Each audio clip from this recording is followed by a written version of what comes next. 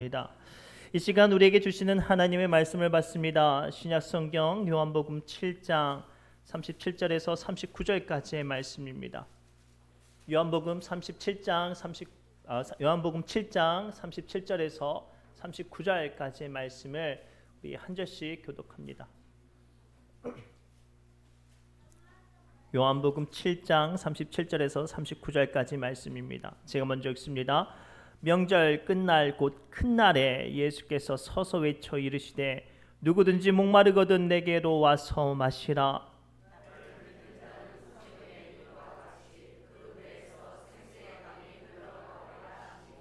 이는 그를 믿는 자들이 받을 성령을 가르쳐 말씀하신 것이라. 예수께서 아직 영광을 받지 아니하셨으므로 성령이 아직 그들에게 계시지 아니하시더라. 아멘. 이 시간 성가대 하나님께 영광의 찬양 올려드립니다.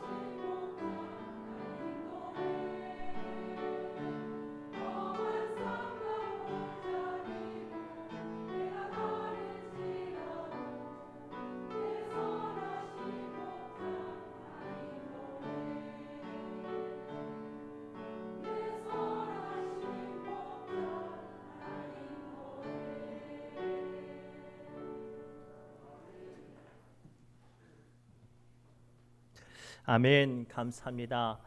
명절이라 정말 오랜만에 오신 분들도 있고 이렇게 가족들이 함께 예배드려서 감사합니다.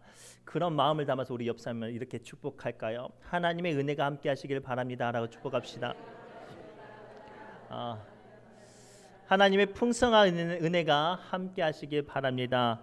어떻게 명절 연휴가 추석 연휴는 끝났어요.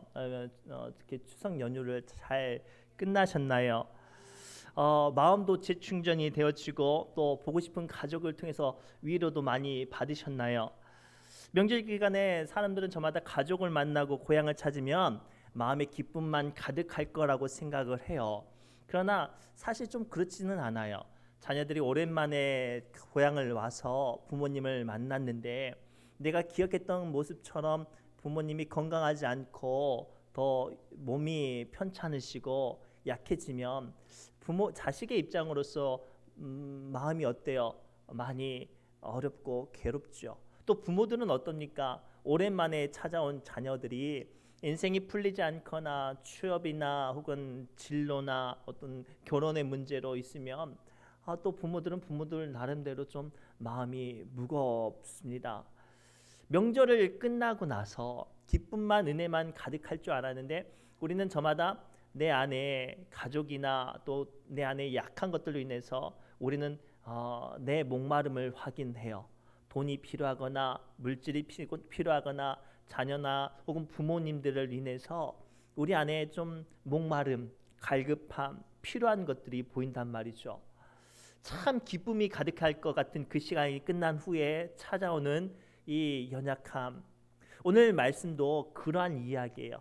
예수님께서 명절 끝날에 많은 사람들이 은혜를 받으려고 예루살렘 성전에 찾아와 그 모든 명절을 끝난 후에 저들의 마음 가운데 은혜와 기쁨이 충만할 것 같았는데 실상은 그렇지 않는 그들에게 오늘 말씀을 통하여서 참된 위로와 또 생명의 말씀을 선언하시는 본문이 오늘 말씀입니다. 오늘 말씀을 통해서 명절 끝나는 날 발견하는 우리의 목마름과 갈급함과 연약함 위에 하나님께서 주시는 한없는 위로와 능력의 말씀이 임하시기를 주님의 이름으로 축복합니다.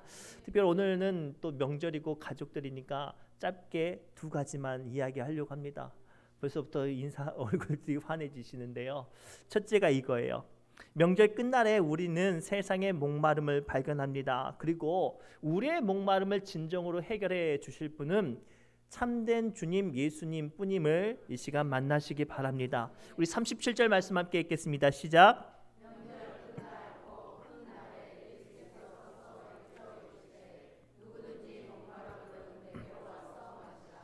아멘. 이 말씀을 하시던 시대적인 배경은 예수님께서 성전에 올라가서 이 말씀을 하시던 때는 바야흐로 이제 이스라엘 3대 절기 중 초막절이에요. 이 초막절은 어떤 절기인고 하냐면 이스라엘 백성들이 출애굽을 하고 광야에서 하나님의 인도하신 가운데 가나안 땅에 들어갔던 모든 과정을 감사하고 또 거둬들이는 곡식의 열매로 감사를 하는 그때입니다. 그리고 이때에 무슨 일을 하냐면요, 제단에 하루에 한 번씩 7번 동안 물을 부으면서 하나님께서 우리의 민족과 우리가 감당하는 사업 위에 은혜의 단비처럼 하나님의 은혜를 채워달라고 고백하는 시간이에요. 그리고 마지막 7번째 날에는 그 제단에 물을 7번이나 부으면서 하나님 우리 민족에게 이런 물과 같은 은혜를 주옵소서라고 기도하는 그 날이에요. 그리고 그 모든 행사가 마치고 이스라엘 백성들이 내려가는 그때에 오늘 예수님께서 뭐라고 말씀하시냐면 누구든지 목마른 거든 내게로 와서 마시라라고 말씀하세요. 사랑하는 성도 여러분, 우리는 저마다 교회에 나오거나 또는 가족을 만날 때 기대하는 게 있어요. 내 마음의 답답한 것들을 위로받고 싶어 하고요. 가족을 만날 때는 내 마음의 연약한 것들을 또 기쁨을 얻기 위해서 나온단 말이에요. 그런데요, 참 안타까운 건 그렇게 나왔음에도 불구하고 예배 자리에 내 마음의 위로를 받지 못하고 가족을 만나는데도 불구하고 참된 기쁨이 찾아오지 않는 때에 무엇이 필요하겠습니까? 또 나아가 그 명절 때에 사람들을 만나면 저마다 자기의 것들을 자랑하고 자기의 약한 것들을 보이죠. 어떤 사람들은 내가 돈을 얼마나 많이 벌었는지 돈을 자랑하면서 내 안에 돈의 갈증을 말을 해요. 어떤 사람들은요, 자기가 좋은 직장에 들어갔던 것들을 말하면서 실상은 자기 안에 직장이나 학업이나 그런 것들에 대한 갈급함을 이야기합니다. 그래서 오늘 예수님은 본문의 말씀을 통해서 누구든지 목마르거든 내게로 와서 마시라고 말씀하세요. 우리는 여전히 오늘도 세상의 것들을 통해 마음의 갈급함을 찾으려고 해요. 돈이 없는 사람들은 돈으로, 건강이 약한 사람들은 건강으로, 혹은 자녀의 문제나 혹은 학업의 문제나 직장의 문제들로 우리는 저마다 명절의 기쁨보다 그 명절이 끝난 후에 찾아오는 한없는 공허함과 갈급함을 만날 때 오늘 이 시간 예수님을 만나시기 바랍니다. 예수님은 요한복음 4장 세상의 목마름 가운데 있는 한 여인을 만나요.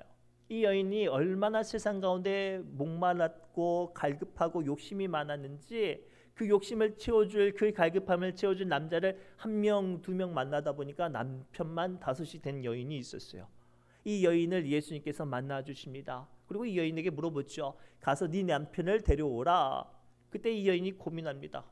남편을 누구를 데려가겠어요? 남편만 다섯이고 심란하고 복잡한 상황 가운데 자기는 여전히 마을과 동네에서 따돌림 당하는 그 연약한 상황 가운데 예수님은 그 여인에게 다가와서 생명수로 그 여인의 마음과 삶을 위로하시죠. 그리고 그 여인이 비로소 영생의 기쁨을 누립니다. 요한복음 4장 14절의 말씀 함께 읽겠습니다. 시작.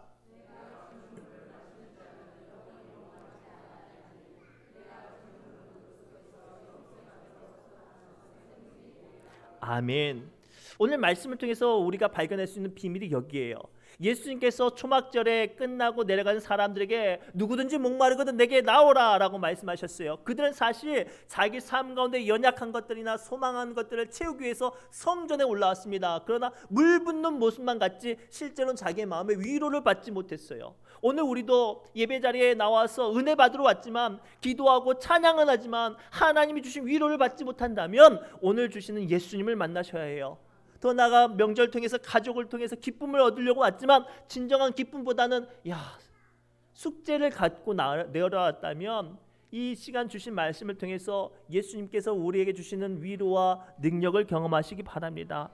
그래서 오늘 말씀은 뭐라고 설명하고 있어요? 나를 믿는 자는 성경의 이름같이 그 배에서 생수의 강이 흘러나오리라. 아멘. 사실 이때 유대인들의 사상은 영혼이 뱃속에 있다고 생각을 했어요.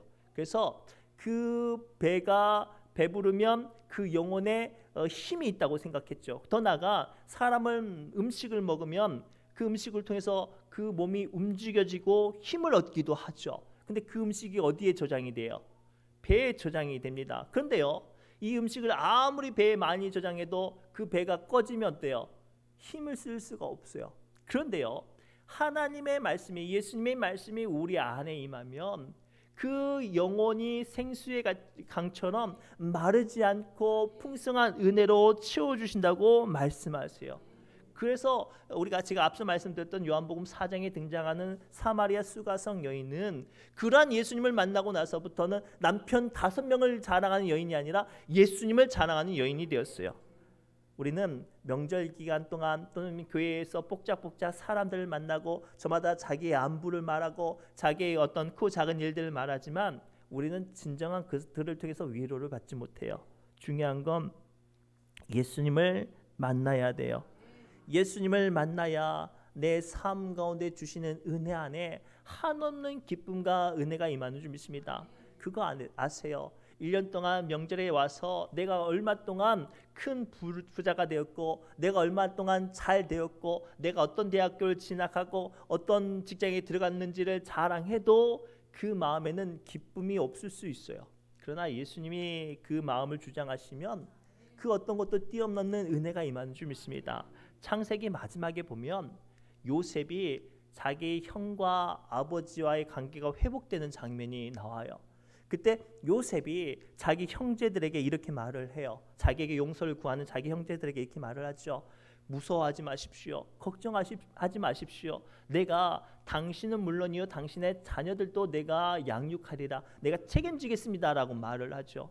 사실 이 요셉이 그러한 말을 하기까지는 요셉이 돈이 많아서가 아니라 자기를 죽이려고 했던 그 형제들 그리고 자기가 당했던 종이나 노예나 죄수들의 그 시간 가운데 한결같이 자기를 만나주시고 인도하신 하나님을 경험했기 때문에 자기에게 돌을 던졌고 자기를 향해 여전히 칼날 같은 어떤 마음을 품고 있는 이들을 품을 수 있는 넉넉한 마음이 있었어요.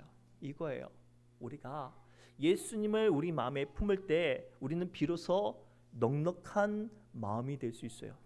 교회를 오래 다닌다고 해서 남들을 사랑할 수 있는 힘이 길러지지 않아요. 성경을 많이 안다고 해서 예수님처럼 사랑을 베풀 수 있는 힘이 생기지 않아요. 내가 부자라고 해서 남들을 포용할 수 있는 마음이 길러지지 않다고요. 내가 나이가 많다고 해서 나보다 어린 사람을 용납할 긍휼함이 내게 임하지 않아요.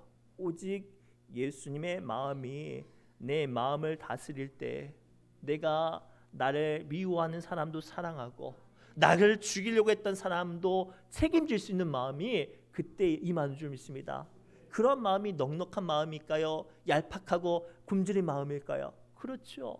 예수님의 마음을 품는 사람이 넉넉한 마음과 한없는 은혜로 채워주는 줄 믿습니다. 그래서 하박국서 3장 17절부터 19절에 하박국 선지자는 이렇게 고백을 하죠. 시작. 포도나무에 열매가 없으며 감람나무에 소출이 없으며 밭에 먹을 것이 없으며 우리의 양이 없으며 외양간에 소가 없을지라도 나는 여호와로 말미암아 즐거워하며 나의 구원의 하나님으로 말미암아 기뻐하리로다. 주 여호와는 나의 힘이시라. 아멘.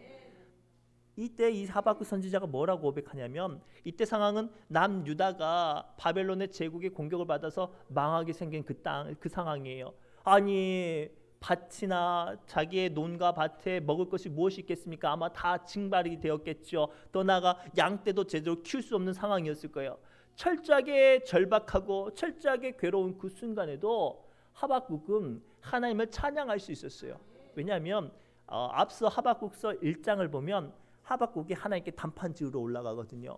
하나님 너무하십니다. 내가 그토록 하나님께 열심히 예배드렸는데 하나님 너무하십니다. 우리 백성들이 얼마나 하나님을 열심히 믿었는데 우리 백성을 저 이방 민족에게 망하게 하십니까? 라고 하소연하고 따지러 올라갔다가 누굴 만나는 거예요? 하나님을 만나는 거예요. 하나님을 만났더니 자기 마음 가운데 두렵게 했고 자기 마음 가운데 분노하게 했던 모든 마음의 생각들이 뭘로 바뀌는 거예요? 감사로, 은혜로, 찬양으로 바뀌는 거예요. 사랑하는 성도 여러분, 오늘 말씀 통해서 우리에게 주신 첫 번째 교훈이 이거예요.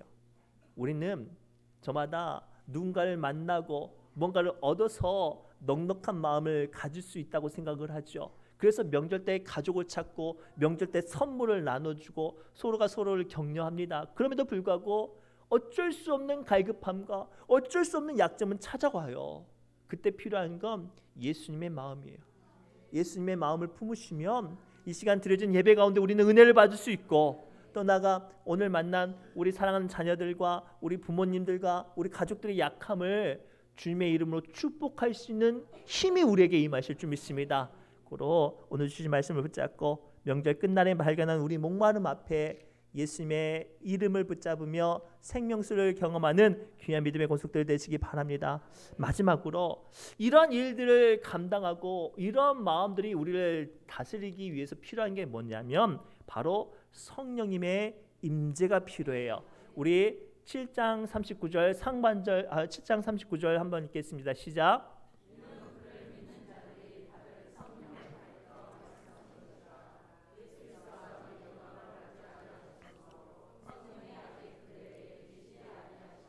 아멘.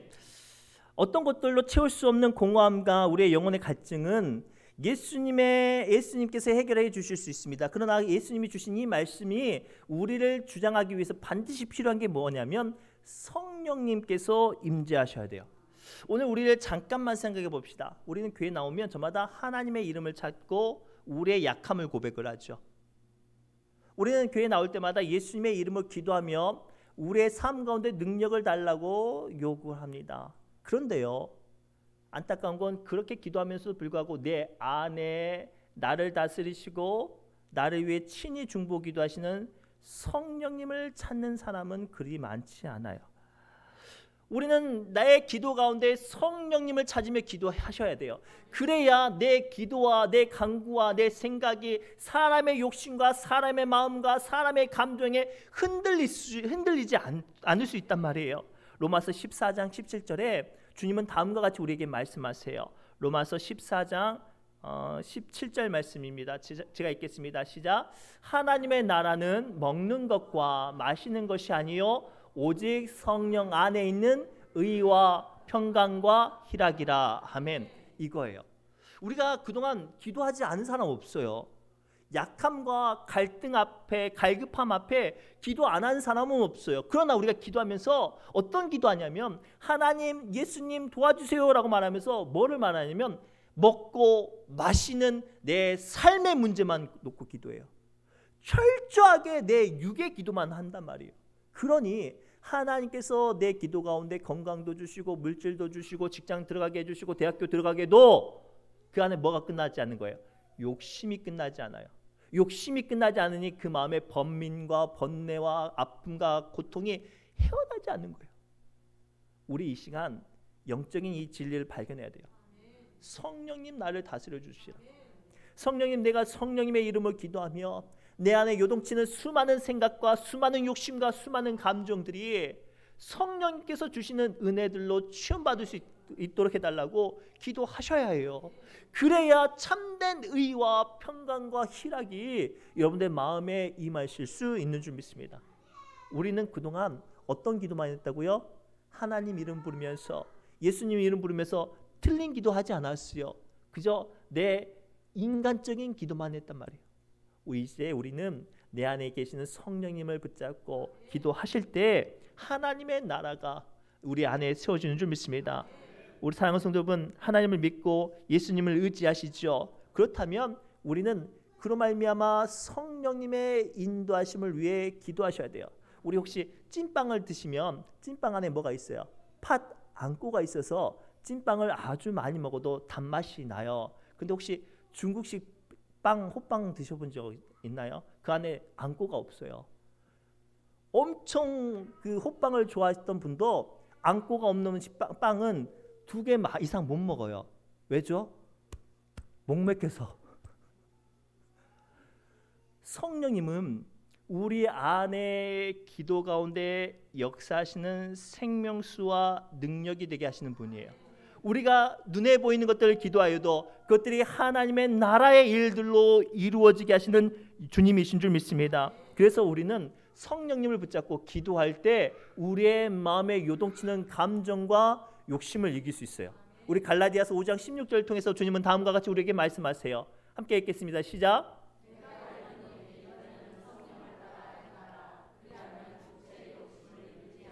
아멘. 성령을 따라 행하고 성령을 따라 기도하고 성령을 따라 신앙생활하고 성령을 따라 세상에서 살아갈 때 우리는 육체의 욕심을 이길 수 있어요. 예수님의 공생의 기간 동안 제자들이 예수님을 참 열심히 따라다녔어요. 예수님의 말씀을 의지해서 귀신도 쫓아내고 병자도 고쳤어요. 하나님의 나라도 전했습니다. 그럼에도 불구하고 그들은요, 예수님 따라다니는 3년 내내 어땠어요? 불평도 하고 원망도 하고 자기네들끼리 욕심 부리면서 싸웠어요. 예수님을 따라다니면서도 그랬단 말이에요. 그들은 예수님과 함께 있음에도 불구하고 자신의 욕심과 자신의 감정을 다스리지 못했죠. 그런데 예수님께서 십자가에 부활하시고 승천하실 때 그들에게 뭐를 약속하시고 뭐를 보내주시죠? 성령님을 보내주시죠. 그들이 오순절 다락방에서 간절히 기도하면서 성령님을 받고 나서 그들은 어때요? 달라졌어요. 베드로는 사실 굉장히 혈기도 많고 겁쟁이였고 비겁한 사람이었습니다. 그러나 성령을 받고 나서 제사장들과 바리새인들 앞에 예수 그리스도를 증거하면서 심지어는 자기가 죽는 자리에도 담대하게 걸어 들어가는 하나님의 사람이 되었습니다. 초대교회를 생각해 보십시오. 그들은 성령이 충만하자 유무상통했어요. 내 것 욕심 부리지 않고 내 것도 나눠줄 수 있는 사람이 되었고요. 누구보다 상대방을 존경하고 사랑할 수 있는 그런 교회가 되었어요. 사랑하는 성도 여러분, 지금 우리에게 이러한 성령님의 마음이 필요한 줄 믿습니다.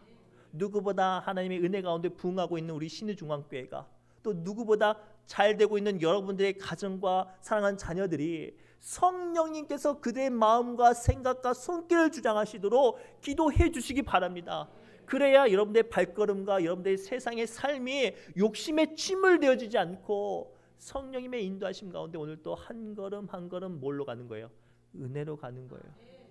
고로 사랑하는 성도 여러분, 오늘 말씀을 붙잡고 우리 성령 충만한 교회, 성령 충만한 성도들 되시기 바랍니다. 명절이 끝나고 나서 찾아오는 한없는 공허함과 또 자녀들이나 부모님들 보고 찾아오는 이 마음의 안타까움을 성령님 위로해 주세요. 성령님 만져주세요 라고 기도하면 기도의 제목거리가 아니라 하나님의 일하시는 통로가 될 줄 믿습니다. 이 말씀을 붙잡고 오늘 또 삶의 자리에서 은혜 받고 승리하시기를 주님의 이름으로 축복합니다. 기도합니다. 주님, 이 시간 우리가 한자리 모여 예배드리며 주의 이름을 붙잡고 기도할 때도 여전히 우리의 마음 가운데 목마름과 갈급함과 약함을 발견합니다. 이 시간 간절히 기도하옵기는 우리가 눈에 보이는 대로 우리의 마음의 감정대로 하나님께 몸부림치는 것이 아니라 오늘도 우리의 마음을 다스리시고 한 걸음 한 걸음 회복시켜 주시는 성령님을 붙잡고 주님 성령 충만케 하여 주옵소서. 예수님의 이름으로 간절히 기도드리옵나이다. 아멘. 우리 새노래 찬양 73번 찬송하며 우리 기도의 자리로 나갑니다.